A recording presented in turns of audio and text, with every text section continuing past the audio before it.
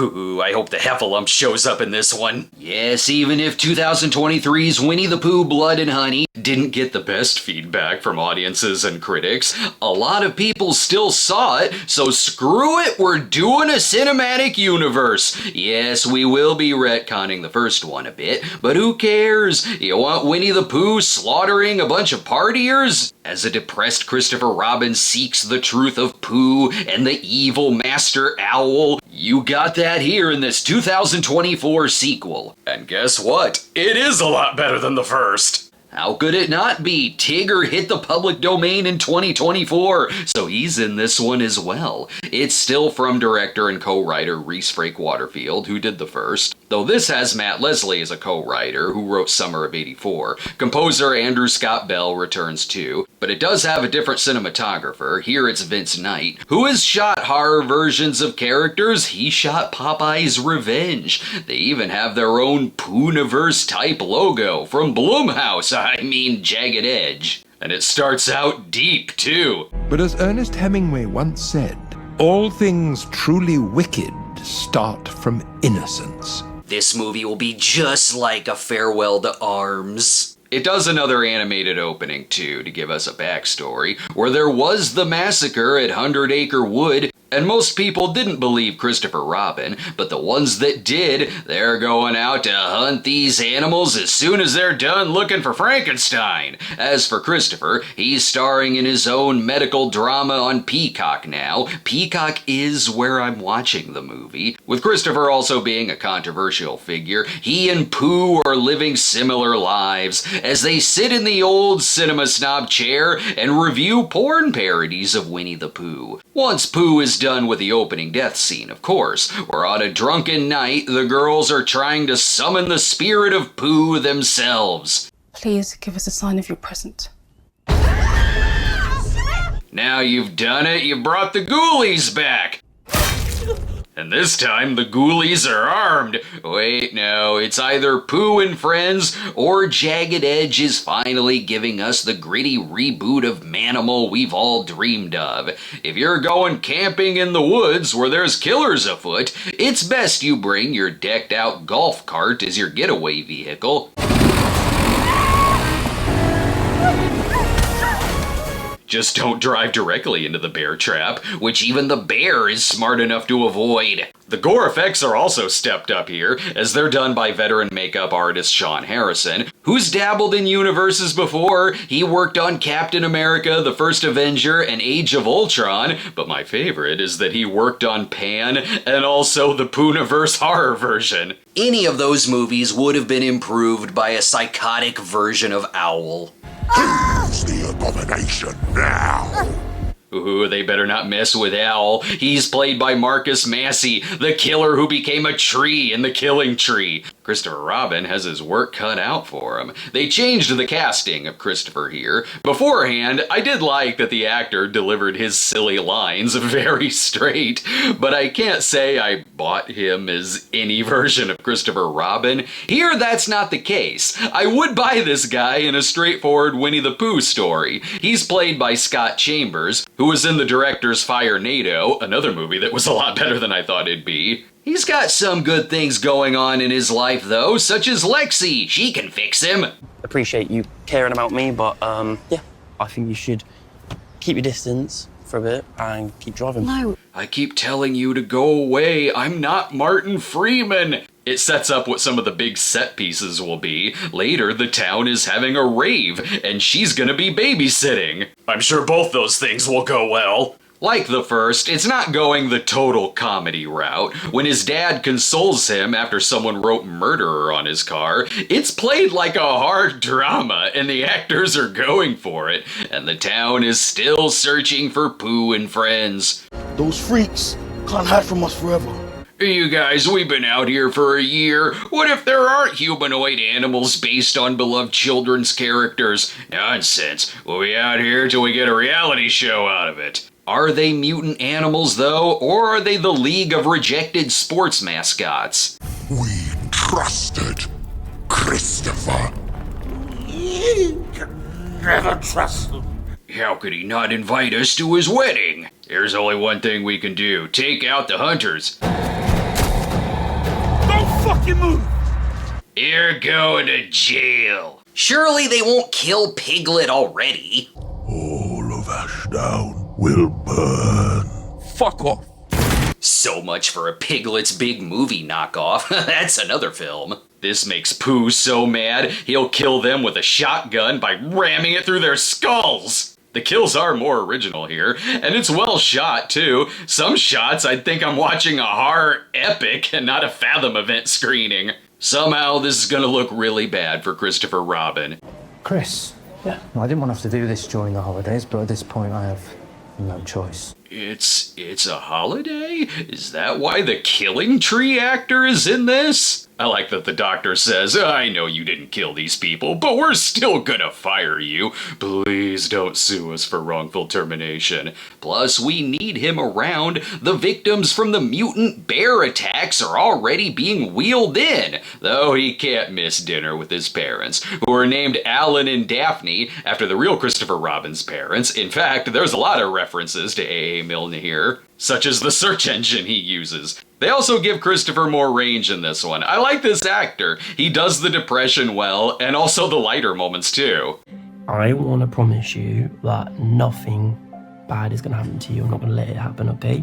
It'll only be the hunters who get a shotgun through the head. There's many great bonding moments here. What can you see? Wow, stock footage! Anything else? Sorry, Dad, you're on your own.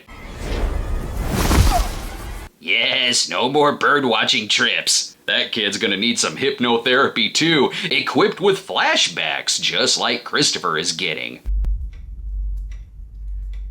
Feel reality.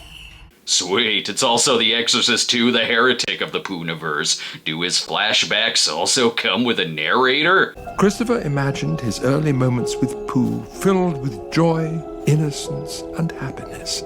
I asked for the green flannel! In the first one, they said the animals were crazy because they went feral when Christopher abandoned them in the woods. In this, they say that the humanoid Pooh was always evil. It's just that Chris, being a kid, thought, no, this looks legit. They wouldn't stand a chance against Pennywise. No, really. Christopher had a little brother who was taken by something. Hell, I'm gonna need to take a break, too. Winnie the Pooh Blood and Honey is freaking heavy. He's behind you! Run! Somebody help me!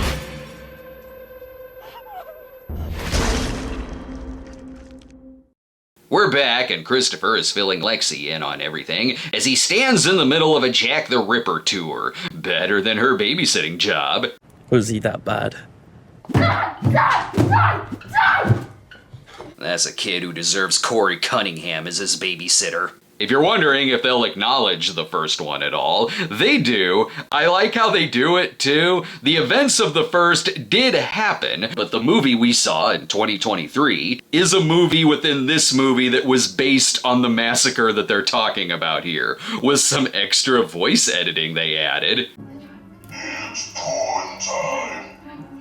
Okay, the first one would have been a lot better if they had Pooh saying lines like, "It's Pooh-in' time." This movie adds one-liners even when the police are inspecting the animal's lair. Fuck it, let's bounce. That's my line. Yes, Horror Tigger was definitely gonna say, "Let's bounce." He's evil, but he loves his puns. And then it's back to the mystery of the abducted brother, which is a side plot that feels like it should have been in the company's mockbuster of Five Nights at Freddy's. Even this side plot I'm into. Like, sure, why not turn it into the black phone every now and then? The plots will all come together, and I have a hunch it's gonna be frickin' crazy. It's got scenes that are shot like I'm watching a kidnapping episode of Criminal Minds. That way, when Chris wakes up, he's coming downstairs to a TV procedural already in progress. We've got all hands on deck out there now scaring for clues. Some feel there's some unsettling similarities to the 100 Acre Massacre, and you know it's Pooh. Just look for the traces of honey and the fact that the killer has the strength to lift a trailer. Now, if you'll excuse me, I have a rave to get to, even if they don't want him there, because he's making them look lame. You know, all this town does is talk about what happened last year, and I want them to talk about this. and I can't let anything get in the way of that. Oh, I wonder if these characters will die. He's better off with a more uplifting evening, like talking to the man who had his face ripped off and getting nice messages. Yes, I was right. There was a Honey Bee Pooh cereal 20 years ago. What kind of hospital is this? We keep the bandages on nice and loose, in case the patients want their dark night moment. We sewed his mouth shut because he wouldn't stop singing from the Pooh and the Honey Tree album. Christopher is having a full day.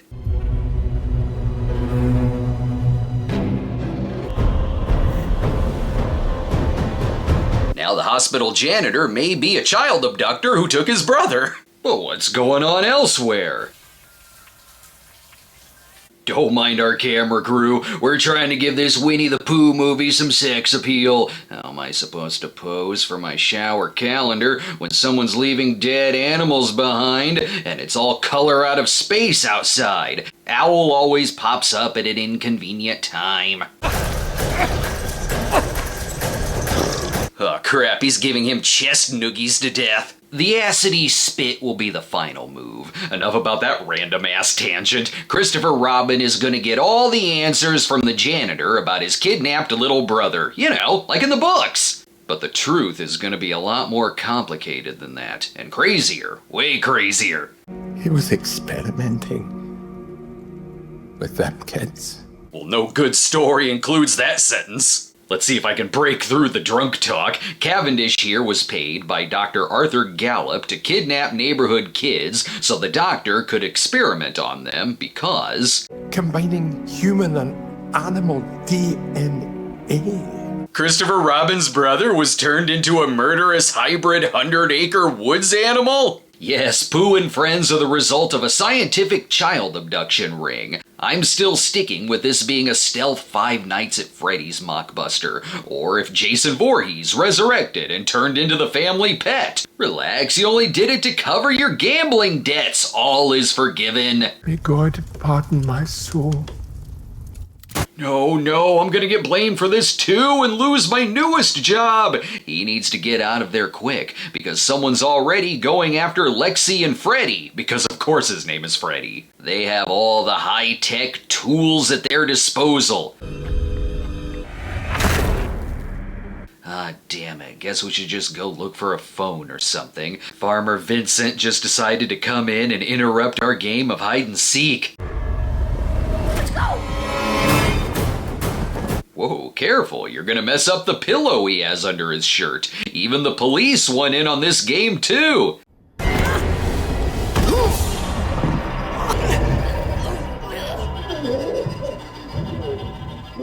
It's fine in there. I'm sure she's fine, just fine. I bet she's been killed with her own severed arm many times. Let's take a break while Christopher has to help the hospital hire another janitor.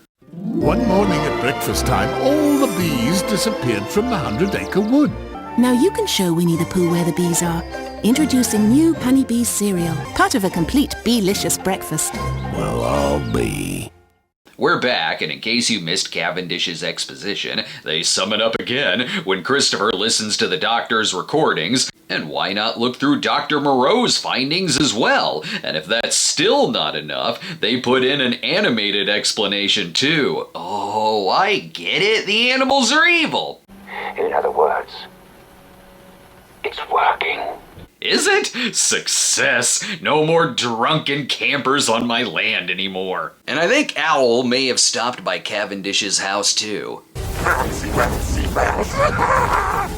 Because Owl is obviously flying drunk. Pooh, meanwhile, is going back to his roots, and by that I mean the studio going back to its roots. We have a character in a mask, and we have a house. We're back to the setup of 90% of Jagged Edge movies. I'll allow it here, though. It's not the whole movie, and this is happening in the last 20 minutes. Get some intruder horror in here for old time's sake. The effects are still good, and even when it cuts away, it's amusing.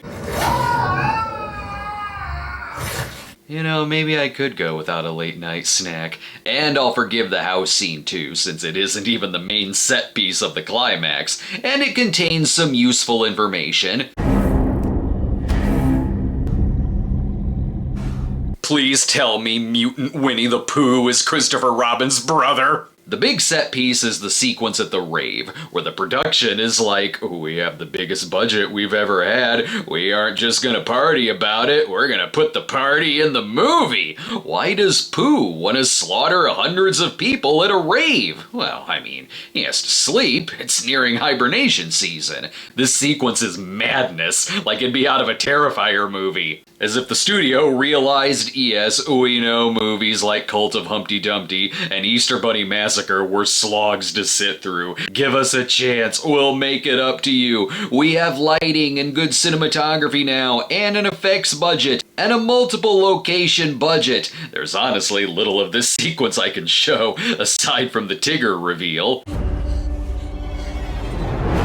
Hello, everyone. That does not look bouncy, trouncy, flouncy, pouncy, fun. I like this batshit-ass movie. It's an excellent example of the first being successful, but the filmmakers still listen to all the criticisms of it, and the criticisms of past films too. The typical complaints I have about these are minimal here. Even the first showed a little bit of progress, even if it wasn't very good. The movie has a drive and forward momentum. It doesn't just hang around in one place with lame kills. It also plays with the lore of its subject matter a lot more. Other movies in this genre have these extended scenes of repetitive, slow-talking dialogue to pad out the runtime. The only time that really happened here was the exposition dump scene, but at least that made the explanation for all this wacky as hell, and I really do respect the fact that it plays it fairly straight. That's hard to do. These character mockbusters often do play it straight, but they're just a bore. But here, they pull it off, which makes me respect it more than if it were a successful comedy. They do need to work on the one-liners, though. That's bitch. Tigger's one-liners are pretty stock, like you'd ask ChatGPT to make Freddy Krueger lines. Our hero Christopher Robin has shown up though, and he's gonna put a bullet right in Tigger's head. That's a sentence. Just like these images. Hello, Christopher. That'll stop the damn tiger from getting stuck in the tree again. And where's Pooh Bear? Oh, he's just still out there mingling. And setting people on fire inside a furnace. Gotta stop bringing these types of things to our raves. Then it really does turn into motel hell, because there's a chainsaw involved. Oh, not just any chainsaw, a fire chainsaw. Now it's really dangerous. Can't you two just work this out? You're both brothers. Siblings love a good game of fire chainsaw in the car. Just tire him out a little bit. See, the fire's gone out, which means the chainsaw won't work as well. Oh, that was a close one. Christopher is now saved by it turning into an art film, where Pooh remembers the horror that happened to him as a child.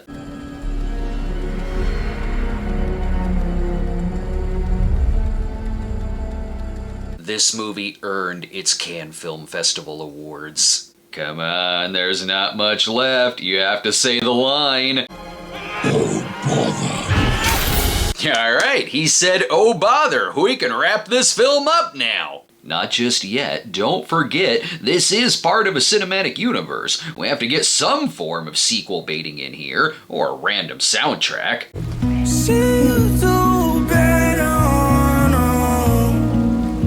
Did it decide to turn into a faith-based movie in the last 3 minutes? Wait, is there no sequel baiting? Pff, fat chance. It's in the post-credit scene with Owl's magical resurrection, honey. We'll all be back.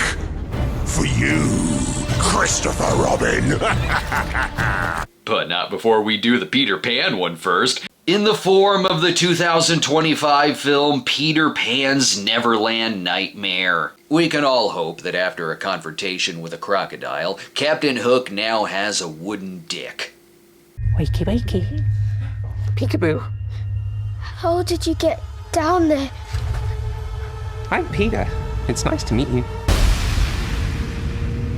Marco. Hello.